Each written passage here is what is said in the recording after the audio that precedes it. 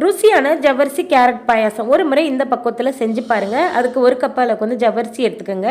நல்லா 3 முறை நல்லா கழுவிட்டு எந்த கப்பில் நீங்கள் வந்து ஜவ்வரிசி அளந்து எடுக்கிறீங்களோ அதே கப்பில் 6 கப் அளவுக்கு வந்து தண்ணி சேர்த்துட்டு இதை வந்து ஒரு விசில் விடுங்க, கரெக்டாக இருக்கும். இதுக்கு இடையில் நம்ம வந்து ஒரே ஒரு கேரட்டை வந்து துருகிட்டு நல்லா இந்த மாதிரி பூ போல் துருகி எடுத்து வச்சுக்கோங்க, இருக்கட்டும். இதில் வந்து முந்திரி, திராட்சை, அதுக்கப்புறம் பாதாம் பருப்பை போட்டு நெய்யில் நல்லா வறுத்து விட்டுட்டு இதை எடுத்து வச்சுக்கோங்க. அதே நெய்யில் வந்து கேரட்டை வந்து லைட்டாக 2 நிமிஷத்துக்கு நல்லா வதக்கி விட்டுருங்க. 2 நிமிஷத்துக்கு நல்லா வதக்கி விட்டதுக்கப்புறம் ஜவ்வரிசி பாருங்கள், ஒரு விசில்லே நல்லா பஞ்சு மாதிரி வெந்துருச்சு. கண்ணாடி பக்குவத்துக்கு வந்ததுக்கப்புறம் வதக்கி வச்ச கேரட்டில் வந்து ஜவ்வரிசி சேர்த்துட்டு நல்லா அடுப்பை வந்து சிம்மில் வச்சுட்டு நல்லா கொதிக்க விடுங்க.